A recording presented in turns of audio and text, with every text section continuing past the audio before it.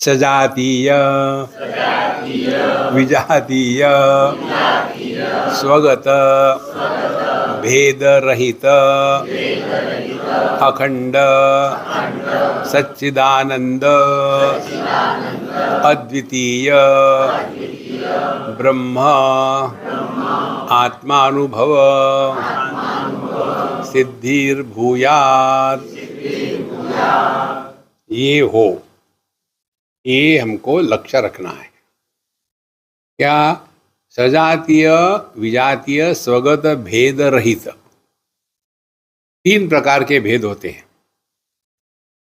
एक सजातीय, दूसरा विजातीय, तीसरा स्वगत। जाति का अर्थ है आकार। ये ब्राह्मण क्षत्रिय वैश्य शूद्र ये जाति नहीं है, ये वर्ण है। चातुर्वर्णम मया सृष्टम गुणकर्म विभागशः। ये वर्ण को जाति हमारे ज्ञानी पॉलिटिशियन लोगों की देन है भारतवर्ष को। तो जाति माने क्या क्या है? पहले विजातीय, भिन्न भिन्न जाति के, जैसे गाय भैंस और पेड़ पौधे। पेड़ पौधे एक जाति के, गाय भैंस दूसरी जाति, विजातीय भेद। दूसरा सजातीय भेद, सभी के सभी पेड़ ही है। एक है आम का, एक है कटहल का, देखो, तो सजातीय भेद हो गए। स्वगत भेद, एक ही प्राणी है, गाय है, उसके सिंग जो है वो उसके पैर नहीं है, उसके पैर जो है उसका पेट नहीं है, वो पेट जो है उसके दुम नहीं है, जो दुम है वो उसके कान नहीं है। ये 3 प्रकार के भेद, विजातीय, सजातीय और स्वगत। तो सजातीय विजातीय स्वगत भेद रहित, ये भेद जिसमें नहीं है, अब इसको जीवन में उतारना है।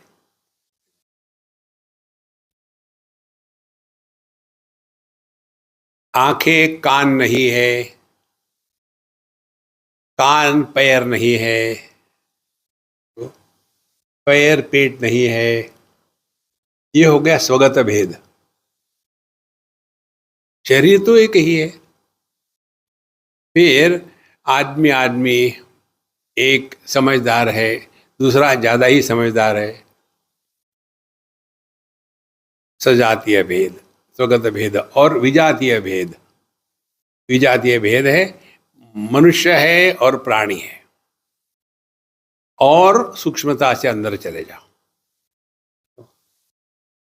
ज्ञाता, ज्ञान और ज्ञेय 3 हो गए।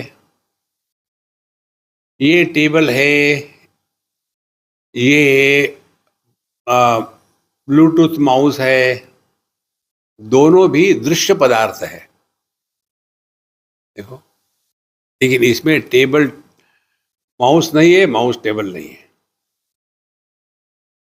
उसके बाद अनुभव, ज्ञात वस्तु और वस्तु का ज्ञान। टेबल का ज्ञान भिन्न है और माइक का ज्ञान भिन्न है, ये भी भिन्न भेद हो गया। और देखने वाला वो एक ही है, लेकिन वहां भी दोनों हो जाते हैं। एक जिसको देखते हैं उसके द्वारा प्रभावित होता, दूसरा देखने के बाद भी प्रभावित नहीं होता। ये बहुत ही सिंपल है महाराज। हम जैसे अब कई घरों में जाते हैं तो वहां कोई छोटा सा बच्चा हो, अब बच्चे ठीक है, अच्छे सुंदर है, ठीक है, लेकिन ये जो दादा दादी नाना नानी होते हैं ना, उनको खिलौना मिल जाता है खेलने के लिए। जहां भी जाओ शुरू हो जाता है इनका। स्वामी जी, मेरा पोता इतना शैतान है। तो शैतान का बच्चा तो शैतान ही होगा। नहीं नहीं, वैसा नहीं। अब जो शैतान कहते हैं तो वो प्यार से कहते हैं ना, वो शैतान थोड़ी कहते हैं।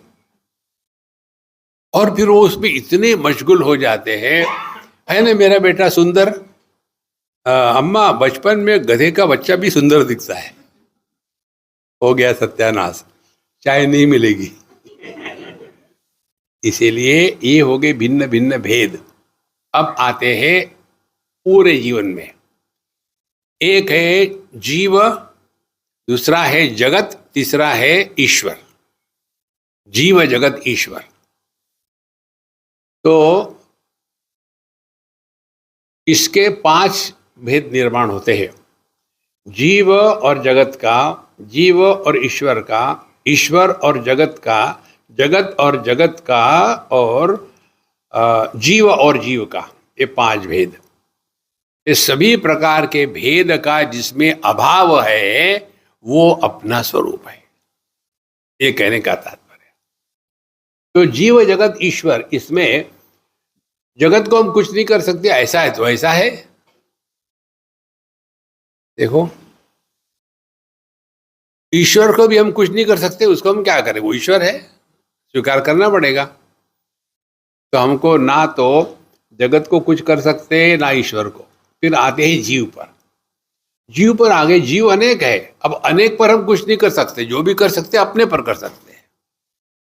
तो अपने पर ये मंत्र लगाओ, सजातीय विजातीय स्वगत भेद रहित। देखो, जब आंखें, कान, इन भिन्न भिन्न, ये विजातीय है, लेकिन सभी ज्ञानेन्द्रिय है, जिसे सजातीय है। देखो, तो धीरे धीरे ये समझ में आता है, इन सभी भेद को सपोर्ट करने वाला जो मैं है वो एक है, वो अनेक नहीं है। तो सभी भेदों का जो आधार है, इसीलिए स्वजातीय विजातीय स्वगत भेद रहित अखंड सच्चिदानंद अद्वितीय। देखो, जब ये भेद का अनुभव होते हुए भी भेद का प्रतिपादन नहीं होता, तब जाकर के हम अपने स्वरूप में पहुंचते हैं। देखो, जैसे अपने दांत और अपनी जिह्वा, ये भेद है। इन कई बार अपने दांतों से अपनी जिह्वा कट जाती है खाना खाते समय। तो उस समय क्या हमारी जिह्वा दांतों को कहेगी, किसी को जाना है डेंटिस्ट के पास, अब उखाड़ के फेंक देंगे, मुझे काटा है तुमने? नहीं, क्योंकि भेद होते हुए भी उसका अधिष्ठान एक है। ये यहां का मतलब है, सच्चिदानंद अद्वितीय भेद रहित ब्रह्मानुभव भूयात्। तो करना क्या है, भेद के प्रतिपादन में अपने ज्ञान को नष्ट नहीं करना। जो सब में एक है, उधर देखो,